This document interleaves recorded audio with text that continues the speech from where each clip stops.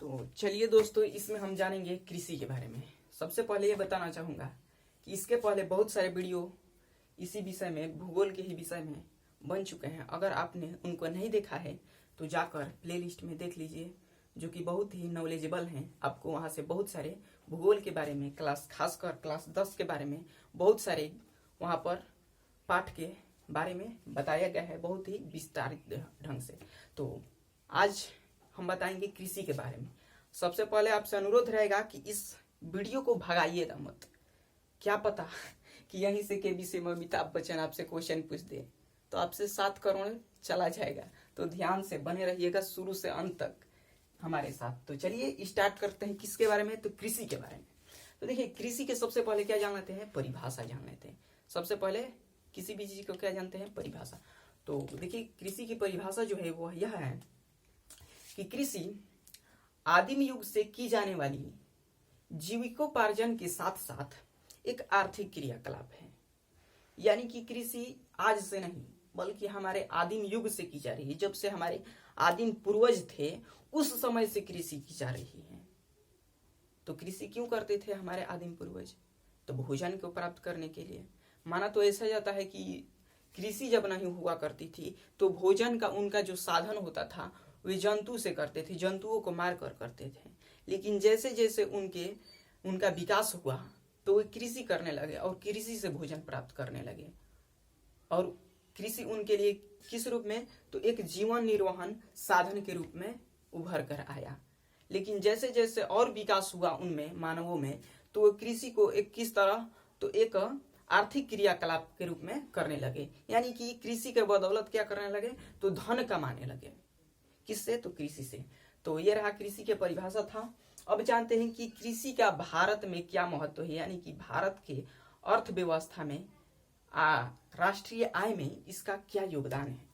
तो चलते हैं बारी बारी से, एक एक पॉइंट है तो इनको देख लेते हैं कि भारत में कृषि का क्या योगदान है, यानी कि क्या महत्व है। तो देखिए, भारत में कृषि का महत्व, तो यह पहला पॉइंट है, यह आर्थिक जीवन का प्राण है। देखिए, जो कृषि है आर्थिक जीवन का प्राण है।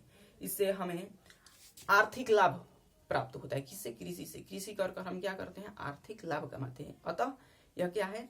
तो आर्थिक जीवन का प्राण है, जो लगभग 2/3 यानी कि लगभग 66% लोगों को जीविका देती है। यानी कि जो कृषि है भारत के लगभग 66% लोगों को क्या करती है?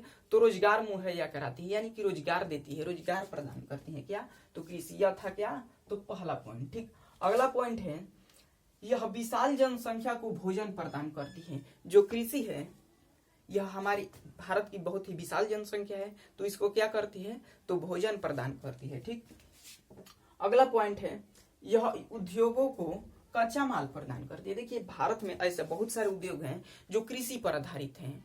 बिना कृषि पर उनको किया ही नहीं जा सकता, बिना कृषि को आधार लिए। जैसे कि चीनी उद्योग हो गया, जैसे गुड़ उद्योग हो गया, तो वो किस पर आधारित है? तो ईख पर। तो ईख कहाँ से प्राप्त होता है? कृषि से प्राप्त होता है। वैसे ही कपड़ा उद्योग में अगर कपास के देखा जाए तो कपास भी कहाँ से प्राप्त होता है? कृषि से।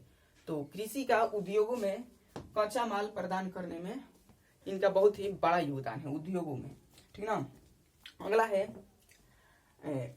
राष्ट्रीय आय में इनका लगभग 24% योगदान होता है। कितना? 24%। जो कृषि है उनका भारत में अगर राष्ट्रीय आय में योगदान देखा जाए तो 24%, यानी कि एक बहुत ही बड़ा योगदान है। ठीक, अगला आया है, अब दूसरा यह टॉपिक है, सस्य एवं गहनता। तो देखिए, जानते हैं कि सस्य एवं गहनता क्या है। तो देखिए, सस्य एवं गहनता की परिभाषा है कि एक ही कृषि वर्ष में अधिक से अधिक फसलों को उगाकर अधिक लाभ कमाना क्या कहलाता है? तो सस्य गहनता कहलाता है। तो देखिए, सस्य गहनता को कैसे समझा जा सकता है। तो ये सस्य गहनता की जो परिभाषा है कि कुल बोया क्षेत्र बटा में शुद्ध बोया क्षेत्र। तो देखिए, सस्य गहनता को कैसे निकाला जाता है कि किसी व्यक्ति की जो कृषि क्या है उसका सस्य गहनता कितना है। तो देखिए, इसको एक उदाहरण की तरह समझते हैं। मान लीजिए कि मैंने 1 बीघा खेत लिया लगान पर कृषि करने के लिए, एक साल के लिए। लगभग कोई भी लेता है व्यक्ति आमतौर पर तो कितने 1 साल के लिए लगान पर लेता है कृषि करने के लिए। तो मान लीजिए कि मैं भी 1 साल के लिए 1 बीघा खेत को लिया, कितना 1 बीघा, ठीक ना, कितना 1 बीघा खेत को मैंने लिया कितने 1 साल के लिए। अब मैंने उसमें कितना, तो मान लीजिए कि मैंने 4 फसलों को बो दिया, कितने साल में कितने 4 फसलों को बो दिया, यानी कि मैंने कितना लिया था खेत 1 बीघा, साल में कितने बार फसल बोया तो 4 बार। अब इस तरह देखा जाए तो मैंने साल में कितने खेत को बोया तो 4 बीघा ना, 1 बार बोया 1 बीघा, फिर इसी तरह 4 फसल बोया तो यानी 4 बीघा पूरे खेत में न बोऊंगा एक फसल को, तो यानी साल में 4 बार बोया तो टोटल कितने खेत को बोया तो मैंने 4 बीघा। तो इस प्रकार जो कुल बोया गया क्षेत्र हो जाएगा 1 साल में, तो वो कितना हो जाएगा, वो हो जाएगा 4 बीघा, ठीक ना। अगर वास्तव में देखा जाए तो वो खेत कितना था, वो तो खेत वास्तव में था 1 ही बीघा, तो वो हो जाएगा शुद्ध बोया गया क्षेत्र हो जाएगा कितना, तो वो हो जाएगा 1 बीघा, ठीक ना, तो 1 बीघा, ठीक। तो अब कहेंगे तो ये निकल गया सस्य गहनता, तो नहीं, ये अभी सस्य गहनता नहीं निकला। कब निकलेगा, तो यह इसमें 100 से गुणा कर देंगे तो यह प्रतिशत में निकल जाएगा। तो देखिए कैसे, अब यहाँ 100 से गुणा कर देंगे तो यह प्रतिशत यानी कि परसेंटेज में निकल जाएगा। यह गया बीघा से बीघा। अब देखिए एक यहाँ पर कोई महत्व नहीं है, हर संख्या के बटे में 1 होता है। तो अगर 4 से 100 ले गुणा कर ले तो यहाँ पर हो जाएगा 400%, कितना हो जाएगा 400%, यानी कि हमको जो सस्य गहनता प्राप्त हुआ वो 400% हुआ। अगर वही साल में हम 3 ही बार करते हैं, 3 ही फसल को बोते हैं, तो कितने बीघा खेत को बोते हैं 3 बीघा, तो यानी मेरा सस्य गहनता वो कितना निकल कर आता 300%। अगर वही 2 बार फसलों को बोता, साल में केवल 2 ही फसलों को बोता, तो मेरा सस्य गहनता कितना आता, वो 200% आता। तो यही कहलाती है क्या, सस्य गहनता। यानी कि 1 साल में अधिक से अधिक फसलों को बोकर अत्यधिक लाभ कमाना ही क्या कहलाता है, सस्य गहनता कहलाता है। तो इसको पहले स्क्रीनशॉट लेना है तो ले लीजिए।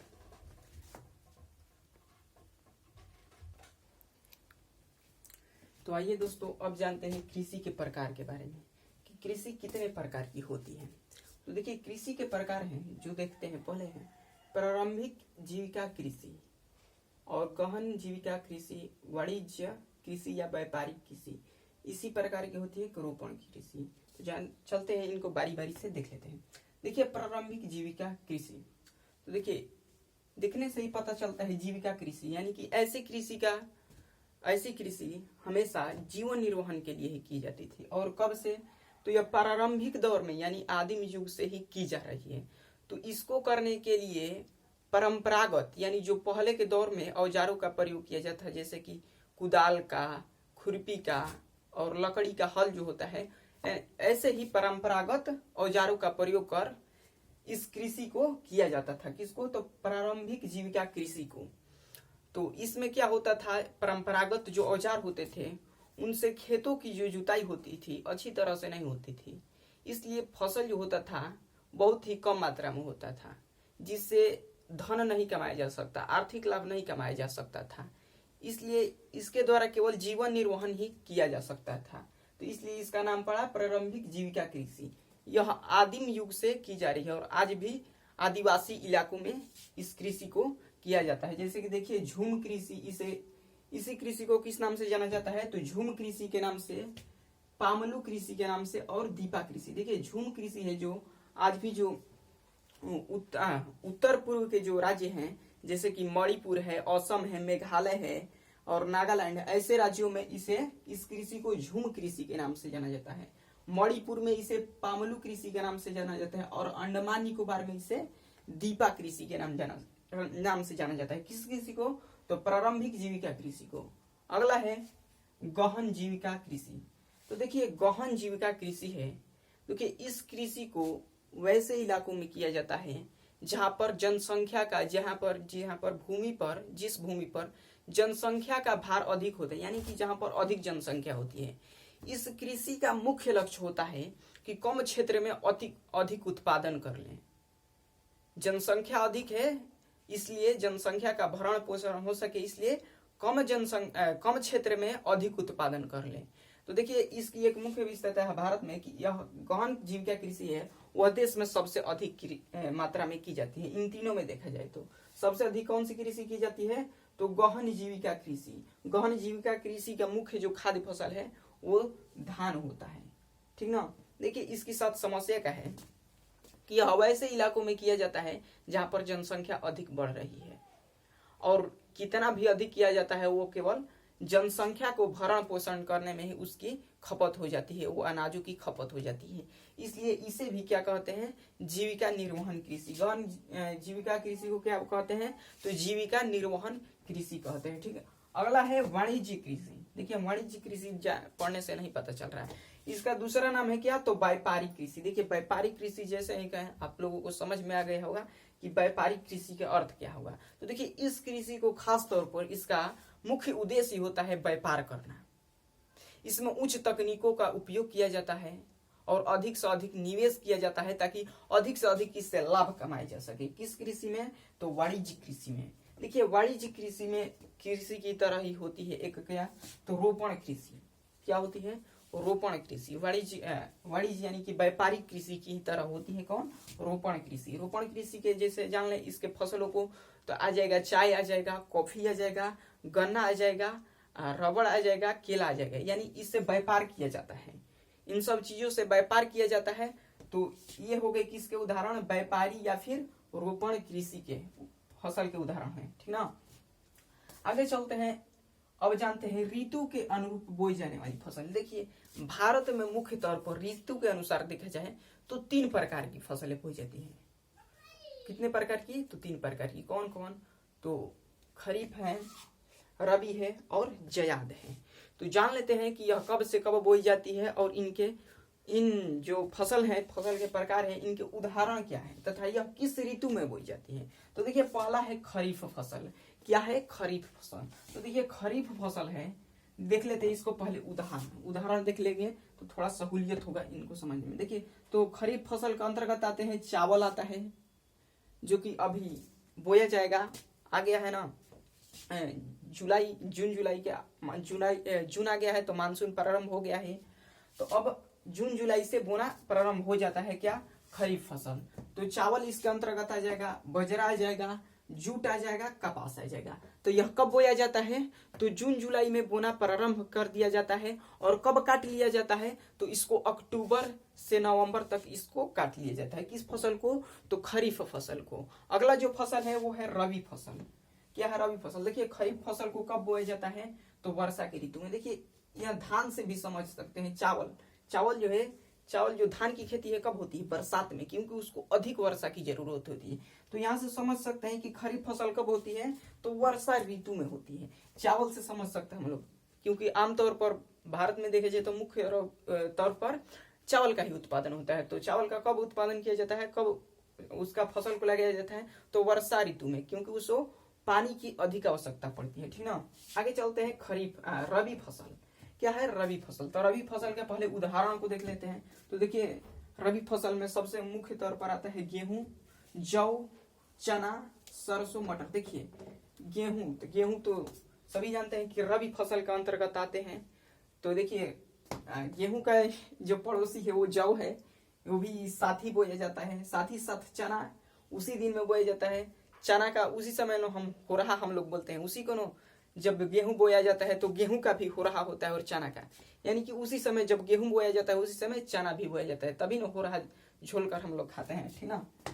तो इस प्रकार से हम जान सकते हैं। उसी समय सरसों की भी बोया जाता है, सरसों तिलहन जिसको बोलते हैं, ठीक ना।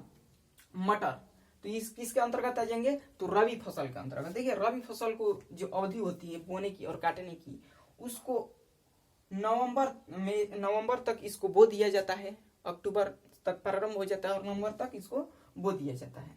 और मार्च तक इसको क्या कर लिया जाता है, तो काट लिया जाता है। किसको, तो रबी फसल को, ठीक ना। चैत में, हिंदी कैलेंडर के अनुसार चैत में इसको काट लिया जाता है। वही ना चैत में कटनी कहलाता है। तो किसका कटनी कठिन होता है, तो गेहूं सब, ये सब जो जितने खरीफ फसल हैं उस समय बहुत ही कड़ाके की क्या पड़ती है, ठंड गर्मी पड़ती है, ठीक ना। तो चैत में क्या पड़ती है, कड़ाके की गर्मी पड़ती है। तो उसी समय यह थोड़ा कठिन दौर होता है। तो उसी समय किसकी कटनी होती है? तो रबी फसलों की। तो कब होती है? तो मार्च में, ठीक ना, मार्च अप्रैल में। अब आते हैं जयाद फसलों के बारे में। देखिए जयाद फसल, तो जयाद फसल के सबसे पहले उदाहरण जानना, इसको पहले जानना। रबी फसल तो बता ही दिए, शीत ऋतु में बोई जाती है, शीत ऋतु में बोई जाती है, ठीक ना, ये बोने की तिथि है, ठीक ना। अब जानते हैं जयाद फसल। तो जयाद फसल के सबसे पहले उदाहरण जान लेते हैं। तो देखिए जयाद फसल में मुख्य तौर पर जो कम अवधि वाली सब्जियां होती हैं उनको बोया जाता है। तो सब्जियां जैसे ककड़ी, खीरा, तरबूज आदि ऐसे ही जितने भी फसल हैं उनको बोया जाता है। तो देखिए इनको कब बोया जाता है? तो मार्च और जून में। तो मार्च और जून में क्या पड़ती है? ठंडी न पड़ती है, अरे गर्मी पड़ती है। तो गर्मी उसी समय ना हम लोग खकड़ी, खीरा, तरबूज खाते हैं। क्या ठंडी में खाते हैं? गर्मी में नहीं, ये सब खाते हैं जितने खकड़ी, तरबूज, खीरा है ये सब। तो कब खाते हैं? तो गर्मी में। तो मार्च में बोया जाता है और जून तक इसको काट लिया जाता है। तो ये सब कब होता है? तो यह मुख्य रूप से गर्मी में ही बोया जाता है और गर्मी में ही इसको काट लिया जाता है। तो इसकी अवधि क्या होगी? तो यह ऋतु इसकी क्या होगी? तो यह ग्रीष्म काल में। यह कब होती है? तो ग्रीष्म काल में होती है। आशा करता हूं यह समझ में आया होगा। तो इसका स्क्रीनशॉट आप ले लीजिए।